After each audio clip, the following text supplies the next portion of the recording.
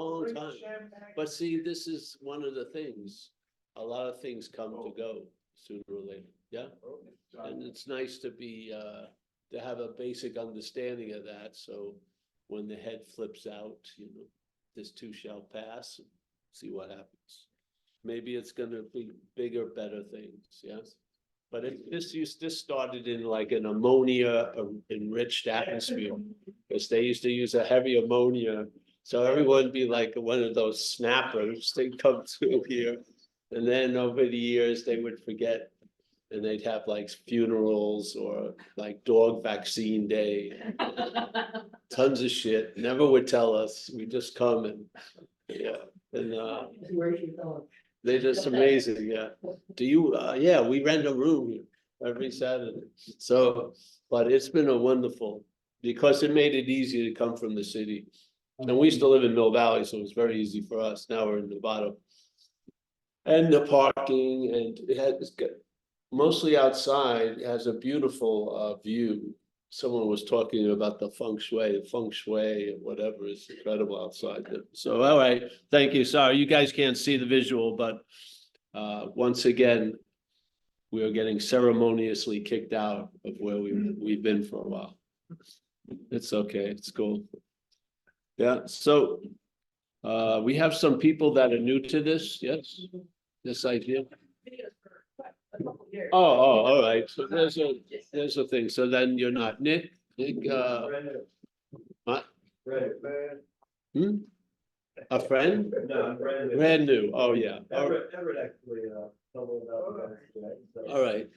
Well, a lot of people may have a lot of ideas about this same idea. So you're just hearing it from here. But the idea is called non-duality. And it's basically really what the words mean. Non means not. And duality means two. So it says not two. So this isn't the all encompassing one. It's not trying to arrive somewhere. It's actually negating where you may believe you are. So negating what you actually represent, which is a subject-object event. Yes. So if you don't get a sense of that, when you look in a mirror and see you, that is an object, yes? And when the head is thinking, it thinks it's the subject. So sometimes you're thought about and then you're cast as an object. Sometimes you're the thinker, which casts you as the subject. Non-duality negates that premise that most of our heads live on. Yeah. The head is based on this idea that's mentioned quite emphatically in another interesting book called The Course in Miracles. In The Course in Miracles, they make it very clear that the brain interprets to the body of which it is a part. So obviously, what's called the brain, our receptor, it's picking up the information through the eyes, the ears, and all like this, and then the thoughts around the information. And it's translating it and downloading it in a sense, and we live according to that sort of GPS. Yeah. Now that GPS has an incredible bias to begin with. It's interpreting everything to the body. Yeah, which would mean you're getting an objective story about a subjective event. Yes. So if you don't see the subjectiveness of things, certain people, like with me, I got run over by a car when I was younger, twice, same car, same night, at the same time. And I ended up in a teaching hospital because of the severity of the damage. And I was in a hallway of people who had similar severity of the trauma, like a lot of motorcycle accidents like that. So we basically had the same condition, yet everyone had a different reaction to it. Some people who didn't drink started to drink, became alcoholics. Others that were alcoholics stopped drinking. So the event itself wasn't the main influence. It was your interpretation of the event. Yes. And this is what's happening all day. We're living an interpretation.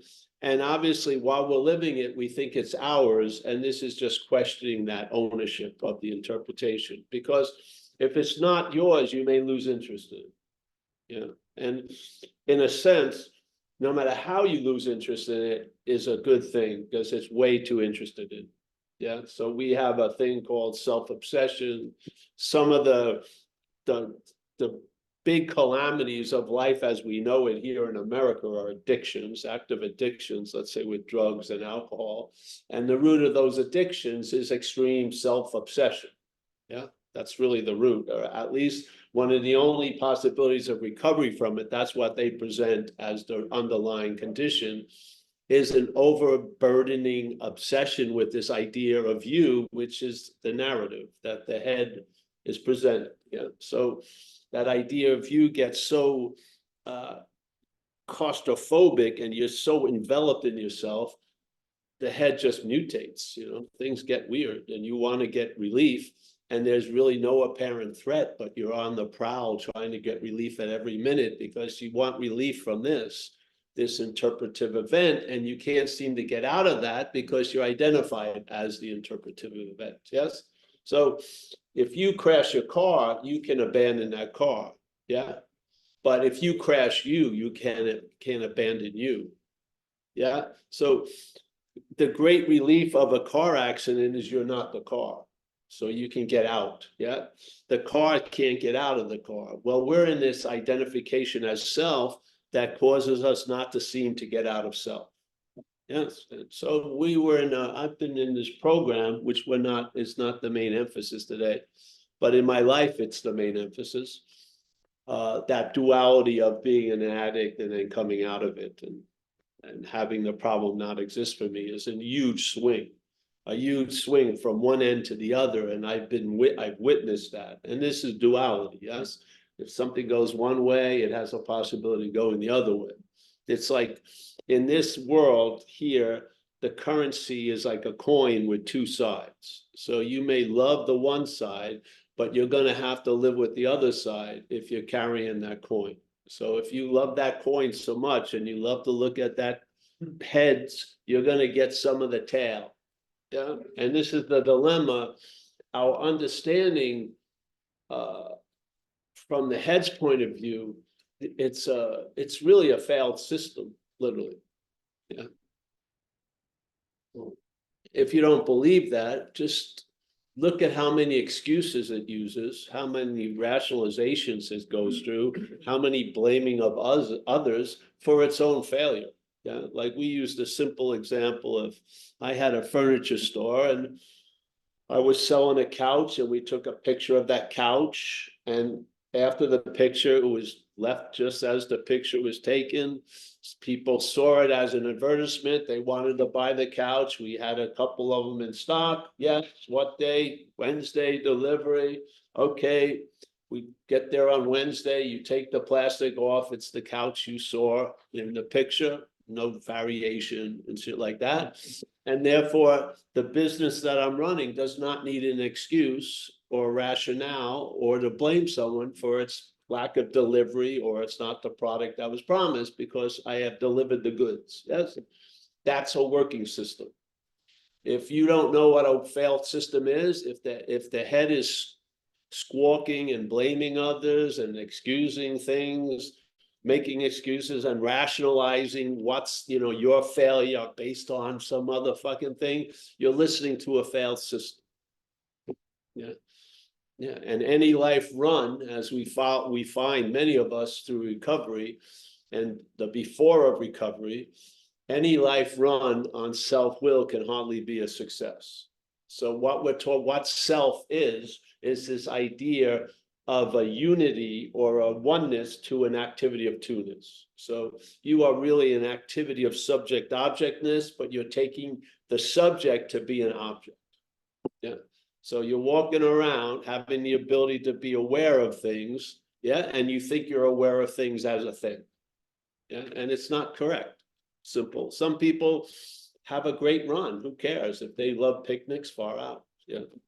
This isn't like someone you walk by and someone drags you by the thing and throws you in a meeting. It's an invitation. It's not a draft or a conscription. It's not arguing with anything else. I don't care really that much about anything else. What I care about is whatever anything else is, if it works, far out. But if it doesn't fucking work, That's super far out, because it tells you that you've been relying on something that's unreliable. Yeah. How do you know that? By failure. And what's the greatest success? Having a clear understanding of what the failure means. It doesn't mean you failed. It means something has failed you, so to speak. Yes. Yeah. So non-duality is a simple idea. When I heard it, it would be like that German Shepherd, your head goes like this. And so what? Where am I in all this? There was no me to be found in it. Fucking everything else was drenched with me. Every practice, I'm the practitioner. Every path, there must be a body that walks a path. What walks a path? Spirit? Does it leave any footprints that you can follow? I don't believe spirit has a foot, shit like that. All the stuff of spirituality is framed as a body. Spiritual path, you're going to reach the mountains of spirituality as if you climbed them as a thing. This is just recognizing.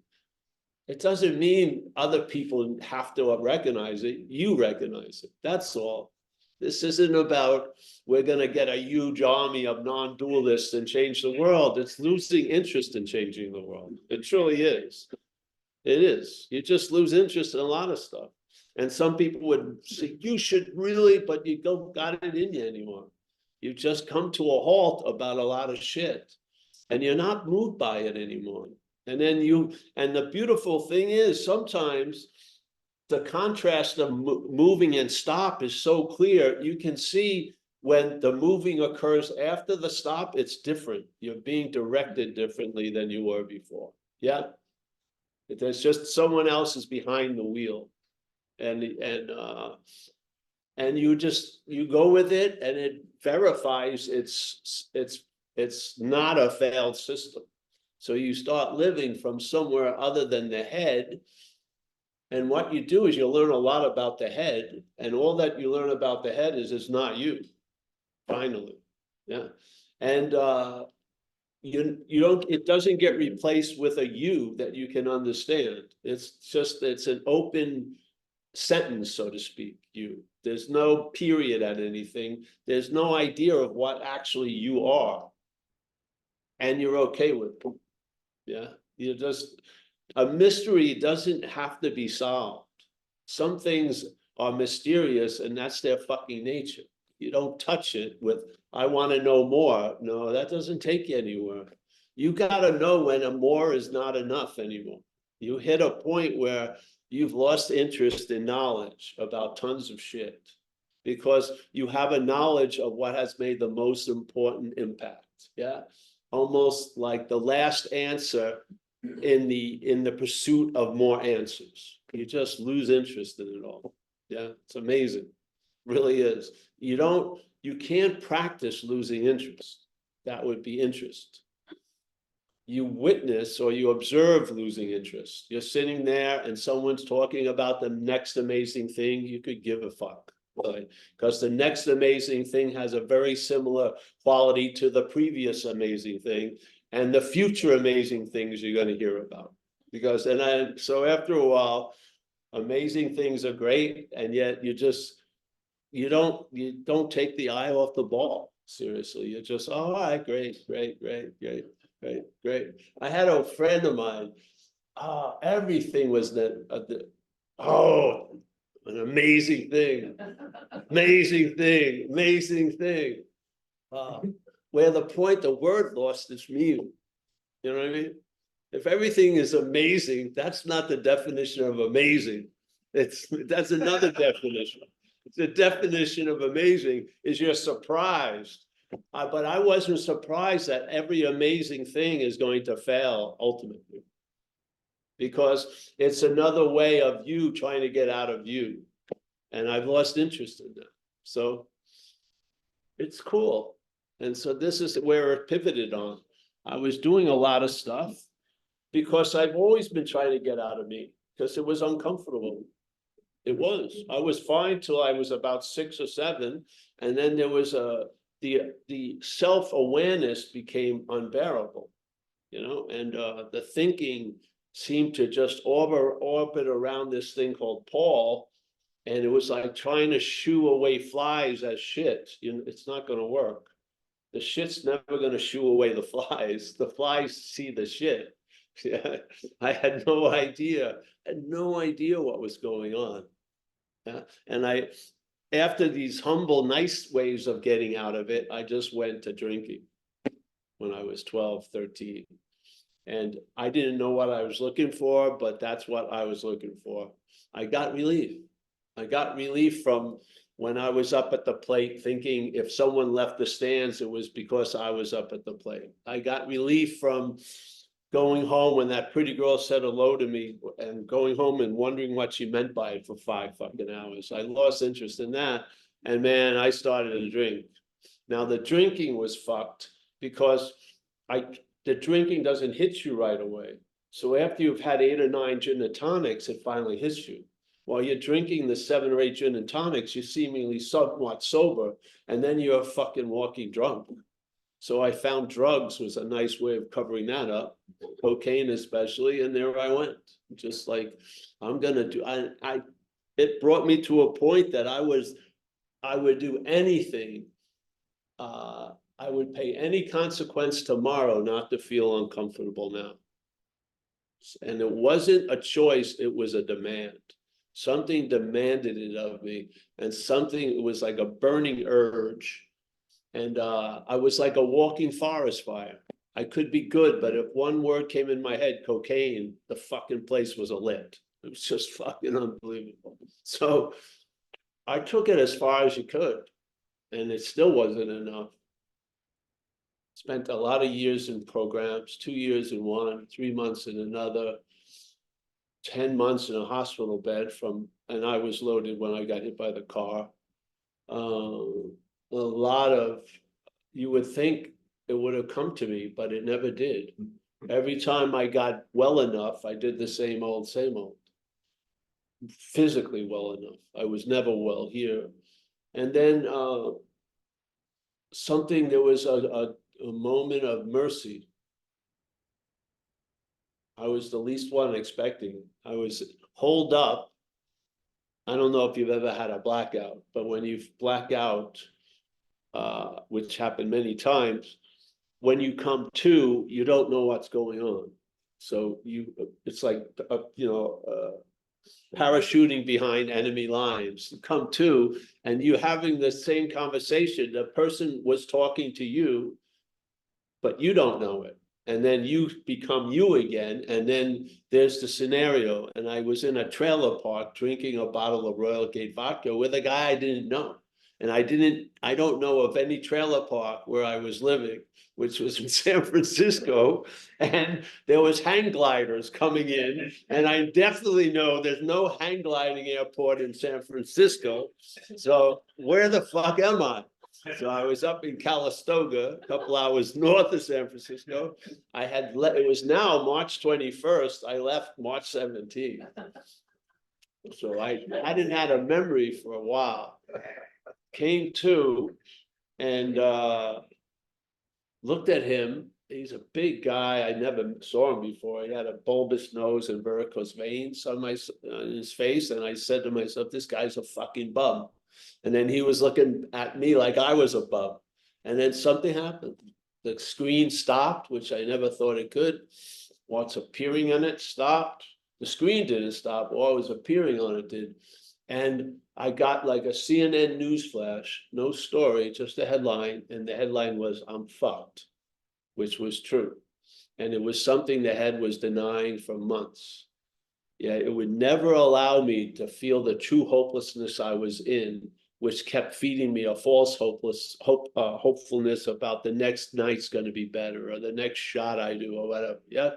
So saw the guys that, and then the next thing underneath it said, and you're not managerial quality. Two most profound things I've ever, it was more than hearing it. It was seeing it, hearing it. And I got whacked and I've been sober ever since. Incredible. Incredible. I've never drank or used since that day. And it's been easy because that urge was removed. Blew my mind. I had no idea it could ever be removed. I haven't had a strong thought or feeling to drink or use 36 years. Never. not to today. That to me is an incredible fucking demonstration that something can do for me what I cannot do for myself, nor could any other human power. My mother prayed quite a lot, had the church pray quite a lot. I got so many St. Christopher medals and St. Jude medals and those little novena things begging me, you know, and no human power could bring upon sobriety, and yet something did. So I was a believer, yeah, and I was on a big wave, and the thing is, that would have died that day, but I was introduced that night through trains of circumstances. I was confronted with not having a place to stay, which I'd been confronted many times. And a woman had come to help me and pick me up in Calistoga, and she made a thing with me. And she says, listen, if you want a place to stay, which I wanted, you have to go to an AA meeting, a recovery meeting, which I didn't give a shit about. But I said yes, and she brought me to my first meeting. It was a men's meeting, and I didn't think she'd ever come back, but she did at 9, picked me up. And that's what set the train of circumstances in motion that brought great fortune to me. Because that miracle probably would have died on the vine, but being introduced to a way of life, it's extended that miracle for 36 years. Pretty damn good demonstration. Do you remember if you spoke at that first meeting? No, I did not speak at the first meeting. What I felt at that first meeting, I felt some hope, and it allowed me to feel how hopeless I was. It's unbelievable. Whacked. And then the next day, I woke up, that urge wasn't there. And I had some wisdom, which was, I better call this place, this AA place, because I can't wait for an 8 o'clock meeting. And so they said there was a noon meeting at 17th and Guerrero, and I went there and I kept going there. And I bluffed myself into a house painting job, and then everything started happening. And a life without getting incinerated when it attempted to grow around me, grew around me. Yeah. And so that afforded me an opportunity for my mind to be free from the bondage of this momentary event to entertain some things. And so along the way, while I was entertaining something, I heard this message, this non-duality message, and I had been involved in Buddhism and stuff like that. And then had done, spent a lot of time in Asia and shit. And I heard this message, unbelievable, because hearing the message wasn't hearing the message. Hearing the message set off like a gong inside that I really heard. Yeah, so it was just instead of for whom the bell tolls, it was for whom the bell rings. The message rang, yeah, and I picked it up, and then there was an explanation. First of all, I'm not talking to you. And then I kept listening to that conversation, and things occurred, and I was convinced. AA gave me the platform here to entertain the message, but the message is not of here. The message is before here. The message is a fact beyond any other fact. That's my view. In other words, it's our nature. Our nature is not of a thing, it's of awareness, let's say. Let's not even call it awareness, because that has a lot of meaning. It's just not of a thing. And so my mechanical mental nature that was made up is of a thing. So I've been listening to me as a thing for a long fucking time, and that never worked. Yeah, it made me uncomfortable. It may not make others uncomfortable. It made me uncomfortable, and I'm not unique. There's billions of alcoholics and addicts who are uncomfortable, irritable, restlessness with this GPS of self. They don't do well. Yeah, and they keep relying on it, and it keeps failing, and they go down and down and down. And they can't see the difference between the urge and what's claiming the urge. They think they're having the urge, and they're the one that's claiming the urge. It's not true. You're free from it. You're the awareness of the urge. You're not the one who has the urge. And so whatever, it happened, and non-duality became the last answer here. I was, I was into spirituality because I wanted to get out of something. And I was earnest and sincere. That doesn't mean much, really. That you can be ignorantly earnest and sincere and still be ignorant. Yeah. And so it just put the end to everything for me. Yeah. So now I'm here not looking at this as a stopping point to get to a bigger, better here. I'm just completely flat out here because there's nowhere else I can be. Yeah. It wasn't out of virtue. It's just fucking enough straws broke the camel's back. And I realized I'm not a fucking camel. That's basically it. And hallelujah. So, and it's been, I've had the opportunity to share about it at this room for years. And now this room may end, but the message doesn't. So that's the beauty of it. Everything that some things that I loved, I remember I cracked my neck in the surf, yeah, in Australia. I got a concussion. And then a couple of years later, I surfed in here and I hit my head and it shut off my nervous system and really flipped it. It was flipped out. And they took me to the hospital and they found there was a drop of blood in my spinal cord. And the guy was breaking the news to me, you cannot surf anymore because if you hit your head again this way, it's going to be over. You're going to just die.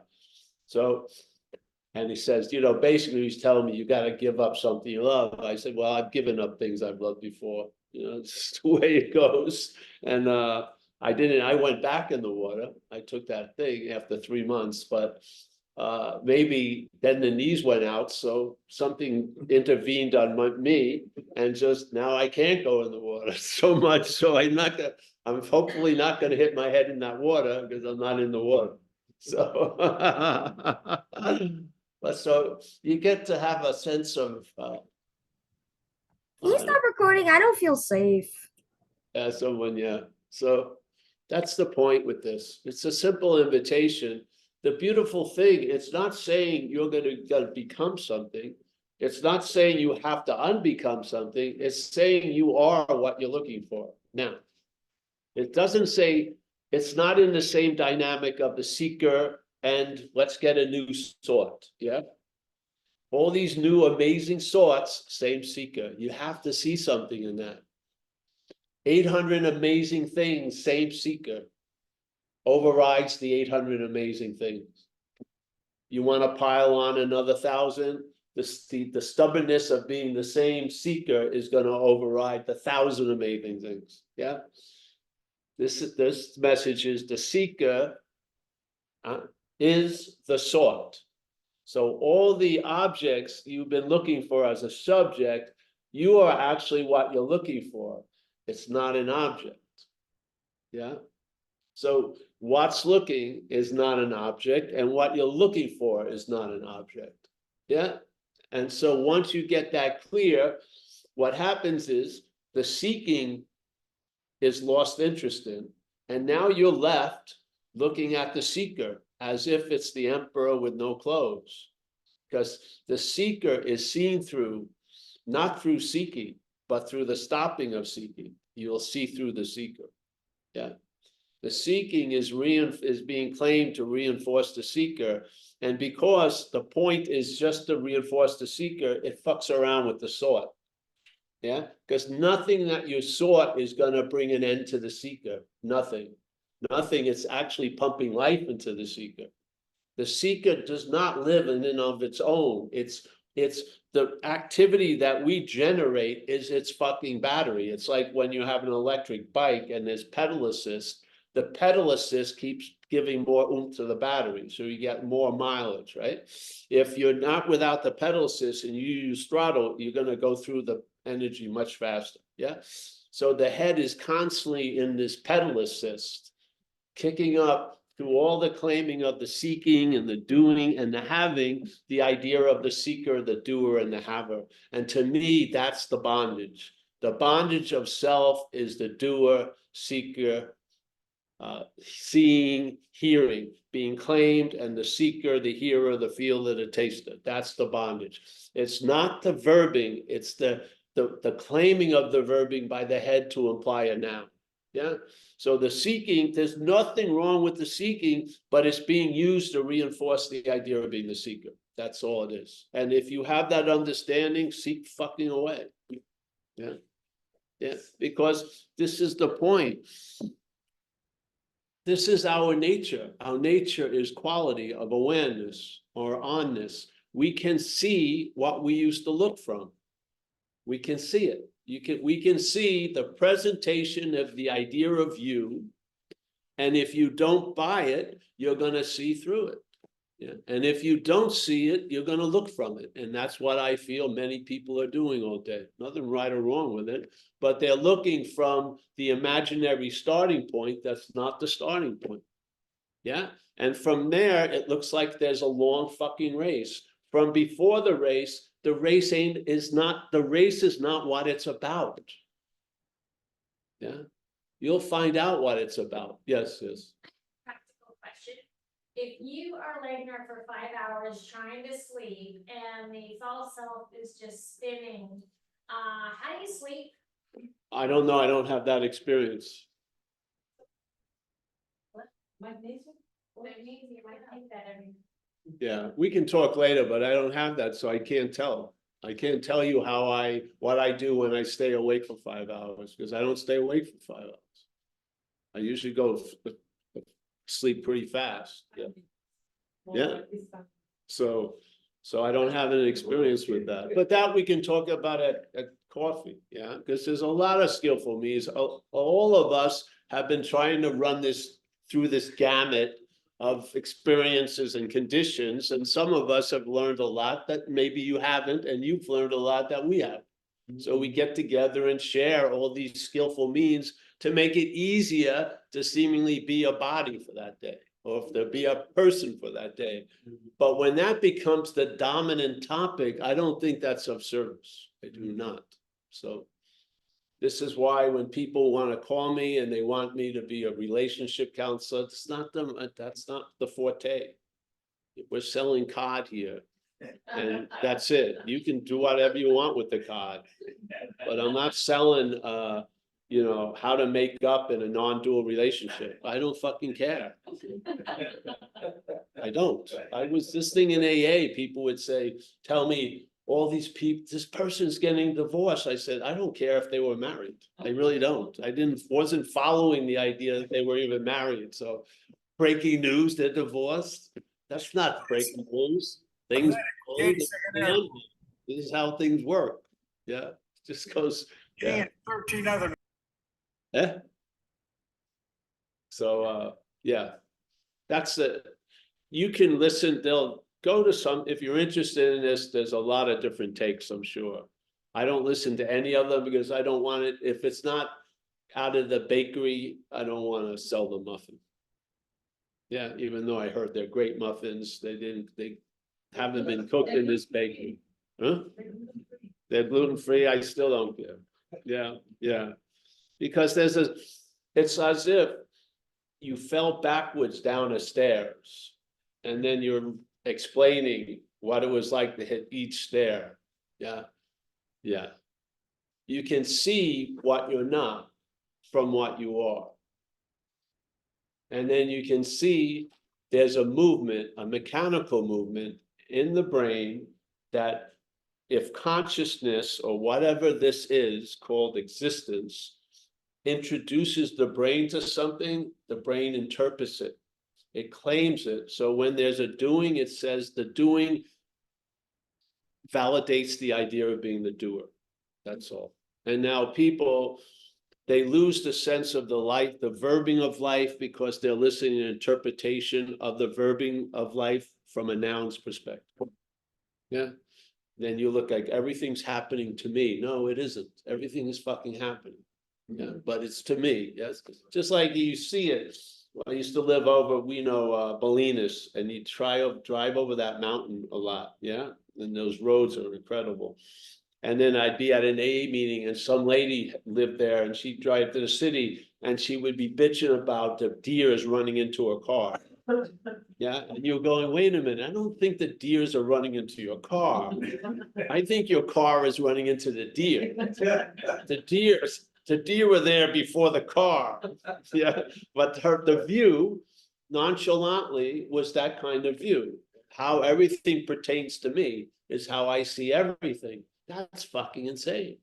It is. Yeah, and so there's a relief from all of that. And it's a huge relief, I'm telling you, a huge relief.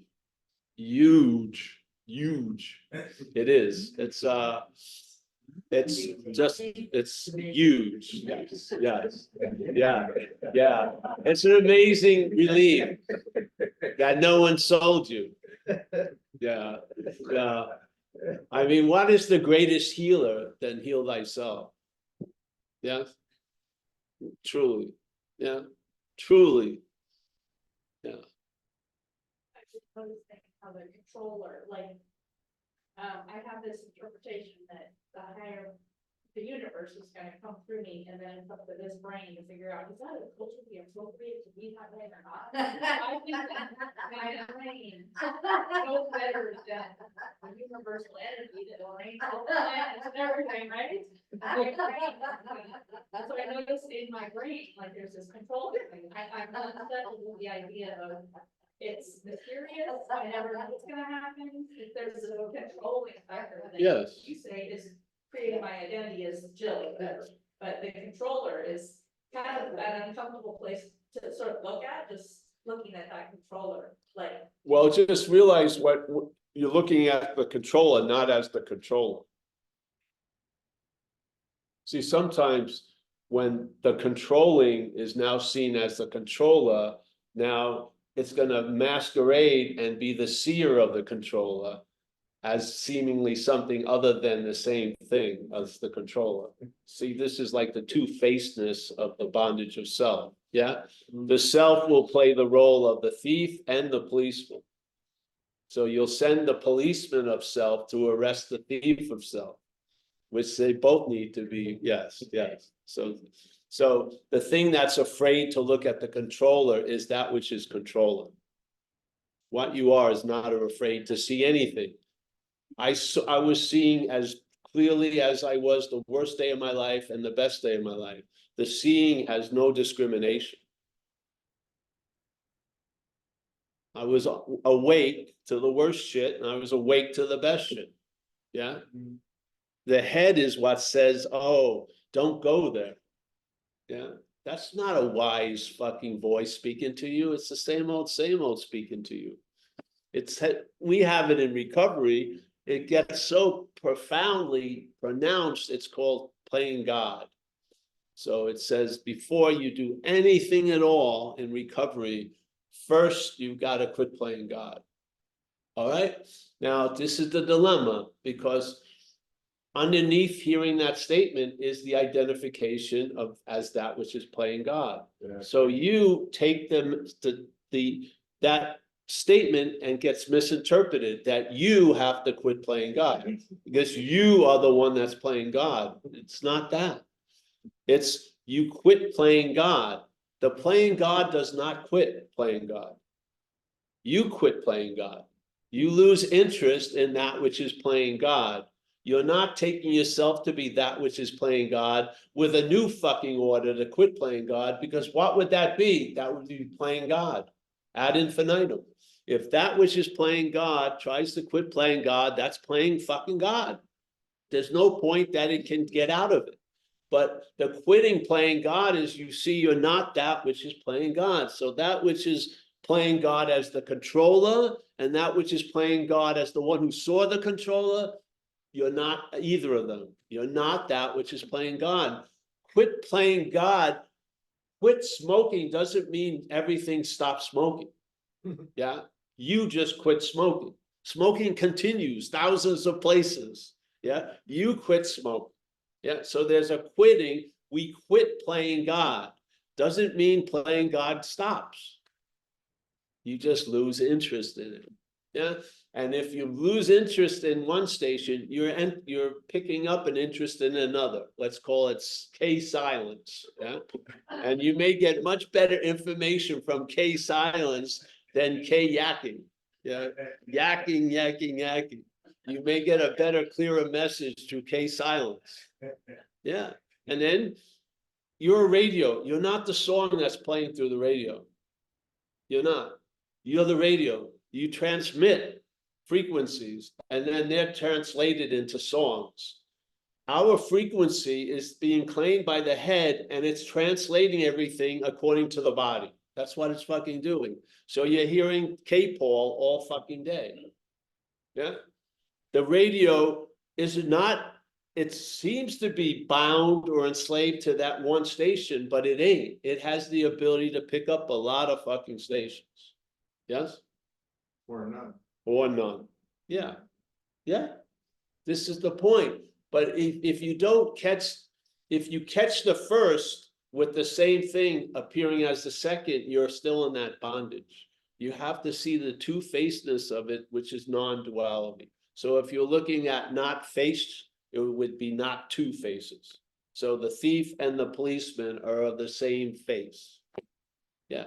So when you get that, you see that which is playing God, say, oh man, I've got to quit playing God. And you see that which is playing God ain't you, and that which is saying, oh, I've got to quit playing God ain't you. And there you are. Now that little Panama Canal is opened up and there's a floodgate. Shit comes in a much wider bandwidth. Yes? Yeah.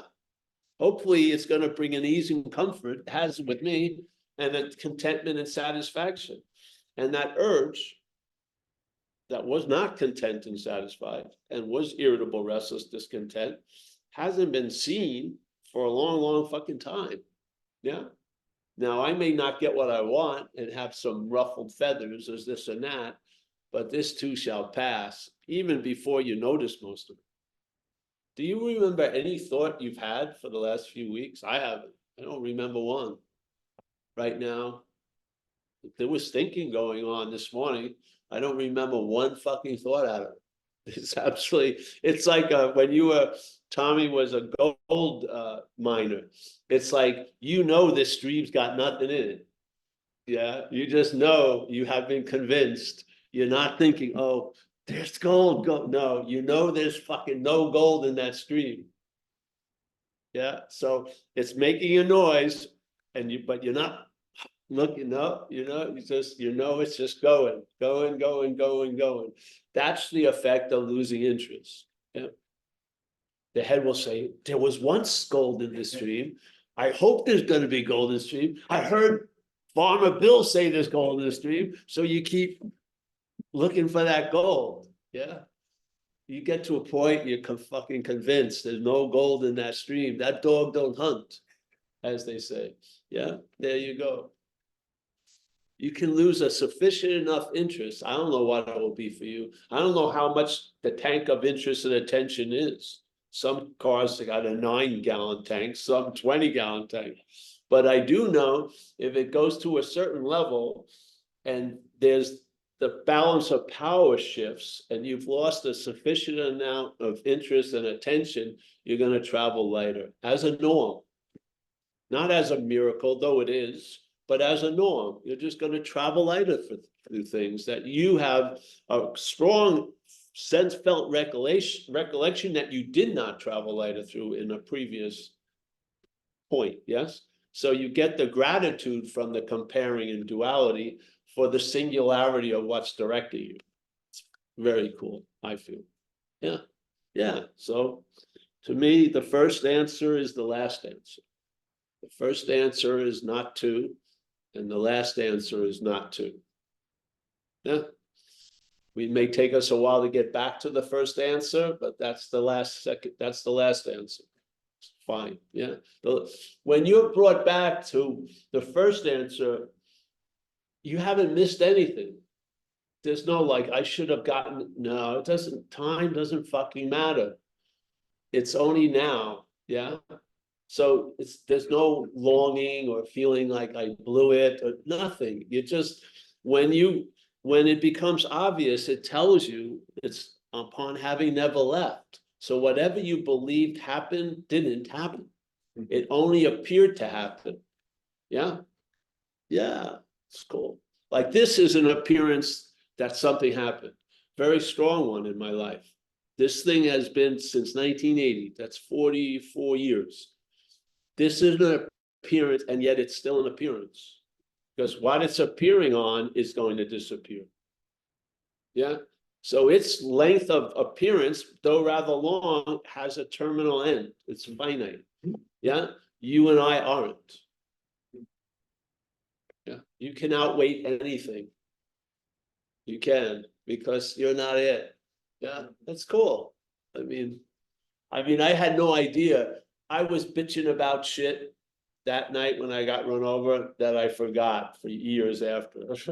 What I thought was so important and meaningful was erased. And I shot to one end of a suffering pole that was beyond my comprehension. I could not fucking believe it.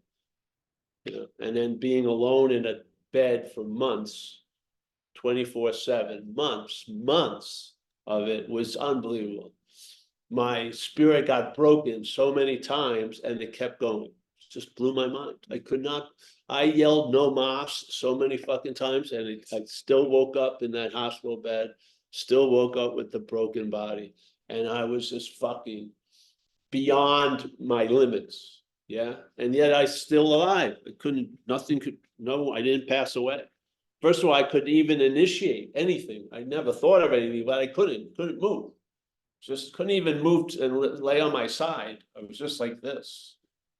Yeah. And then I'd have roommates and they'd come and go, and I'd be the one stable thing in that hospital.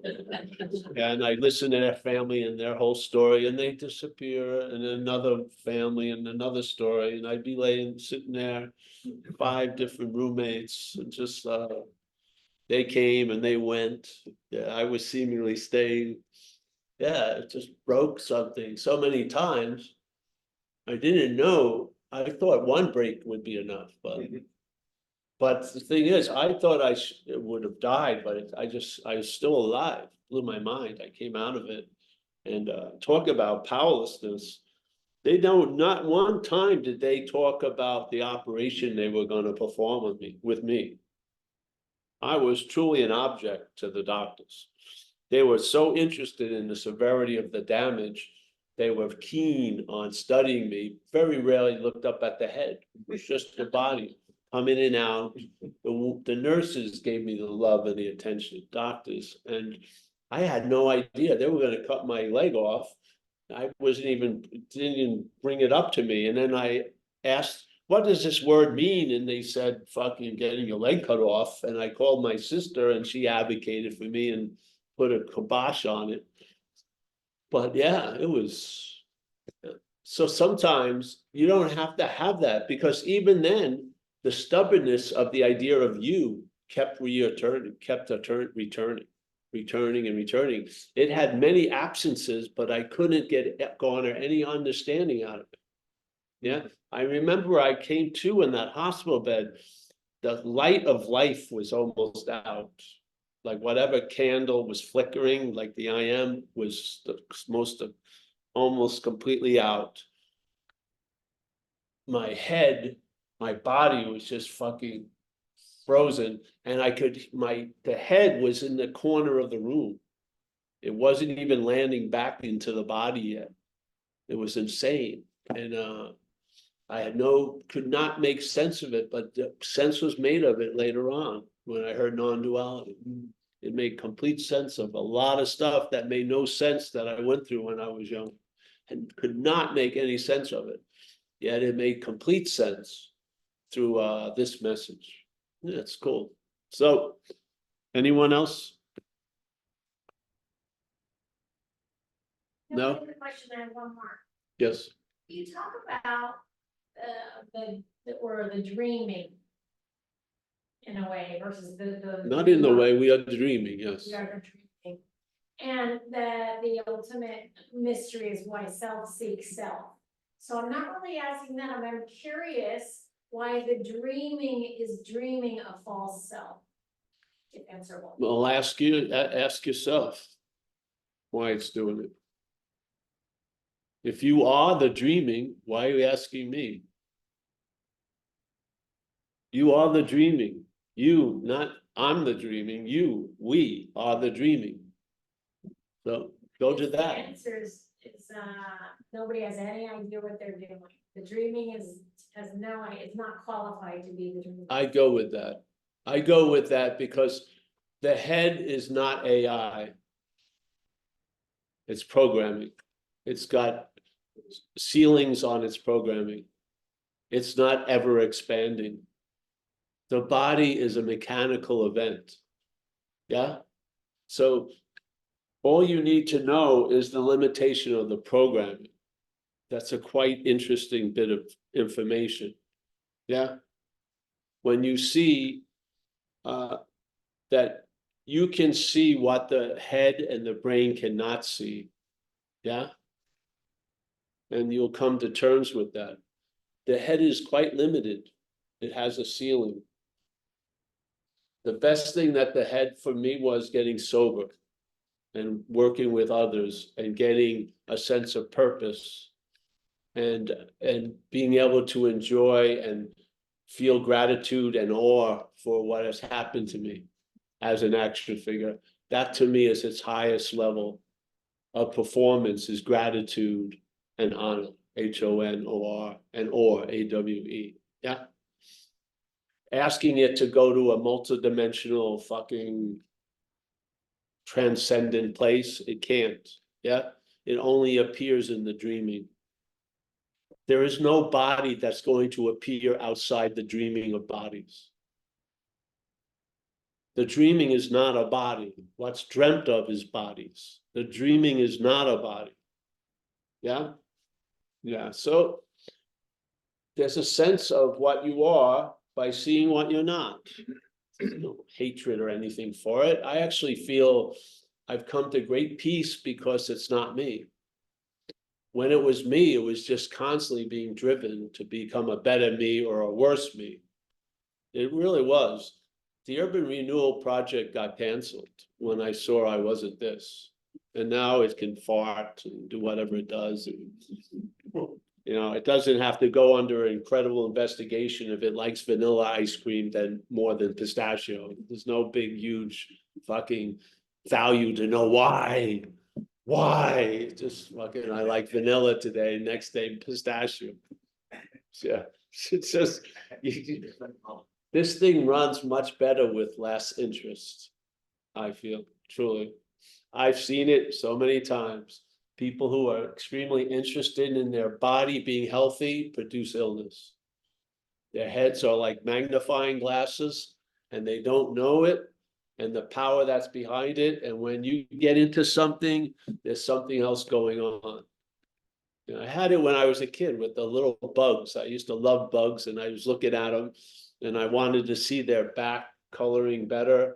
I went into the kitchen, got a magnifying glass out of a drawer, sat there without knowing that the sun was over my shoulder, sat there looking at these bugs and I was cooking them with the the sun was getting magnified by my interest and attention. That's us. That's the head. The head is, why do you think there's addiction? It's the head's magnification. It gets so unbearable, it demands relief, even at the expense of a lot of terrible consequences. Look at what it does. There's no success in a statistical manner. There is no success for addictions. Addictions winning out all the time. Yeah. Some of the greatest programs, recovery, their percentage of successes, meaning staying sober for long periods of time, are very low. Everything is. The head, because the head's not going to lose the race as the head. You'll throw a few races, but it's always winning. Yeah. This is seeing you're not that. Trying to be free as that is bondage. It's bondage. You know what being a meditator was another form of bondage. People were on fine and now they believe their only way they can have a good day is if they meditated. And God forbid if they miss the meditation, they got to rush home to make up for it. That's not peace or freedom. That's controlling a beast. That's another way of tithing to some fucking voracious idea. Yeah. Peace is from something, not as something or for something. It's from it. It's peace from the bondage of self. Yeah, yeah. So you'll know it. I mean, literally, if you wanted to know the effects of gravity, go into an anti-gravity chamber. Instead of studying tons of books about gravity, just get an experience of its absence and you'll know its presence. The same thing with selfing. When you have a recognition of its absence, you'll recognize its presence. You'll see what you're not. Yeah, you'll see that the light seems to get waylaid to another little projector, and it's playing a little movie with our light, and it's putting on another screen, and it's got the better popcorn and the better jujubes, and there's a much more drama in those movies, and your head likes to sit there because it's all about you. Yeah, there's this huge amphitheater. Yeah, something much larger is going on. So I had enough of it, really. So yeah. Do you still find yourself that interesting? I mean, seriously, Jesus Christ. Alcoholics, it was great.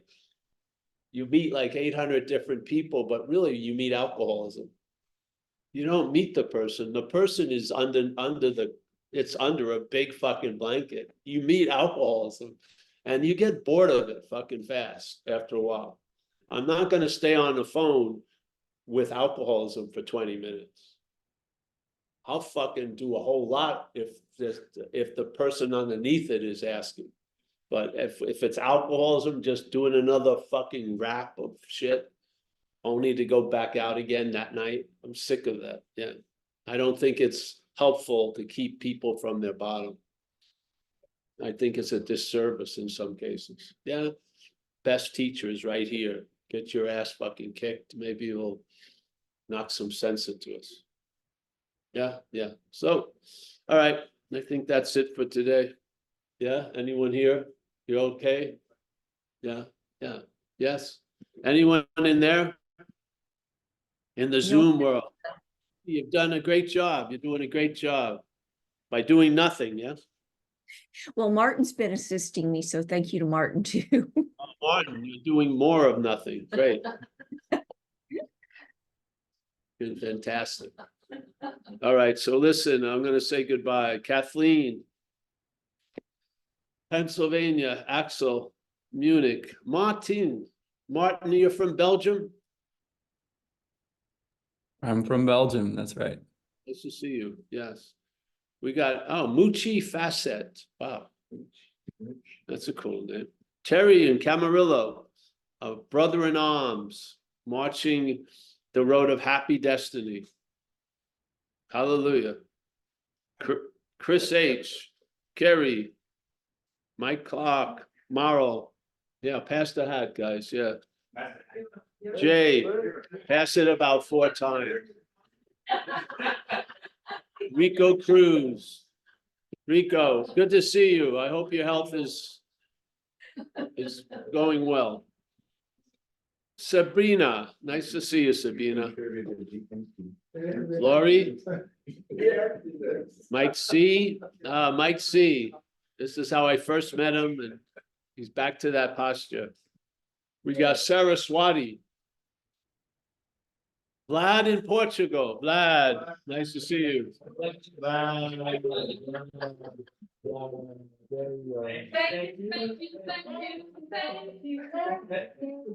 Oh, thank you.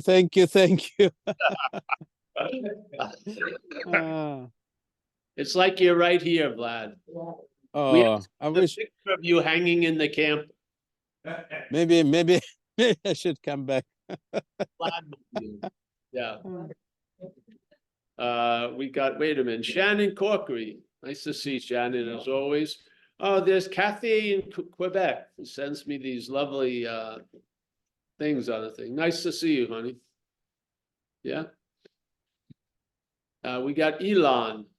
We got Roman, Ben, Mike G down in San Clemente, Zoe Banks in Japan. Yes. Wow, nice to see you, Zoe. All's well? Oh, good, good. Roman Mueller. We got Dennis, we got phone numbers, Susan H, Amelia's iPhone, another iPhone, Jules on vocals. She's And it's awesome. Molly Sulen, Lynn D. Now the fireworks are going on. That's nice. Steve in San Diego, thank you for your service. David Bitterman. David, yeah, we'll talk.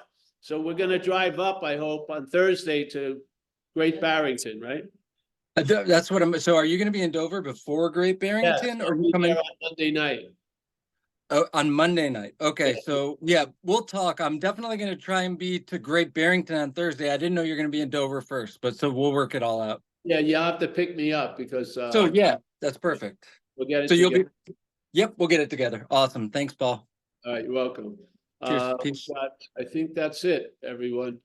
Hey, thank you. Thanks, everyone, for coming here. Thank And, you. Bye. Thanks, Paul. Thank you. Paul. Thank you, everyone. Thank you, brother. Paul. Thank you, Thanks, Judy. everybody. Thanks, everybody. Thanks, Hey. Paul. Thank you.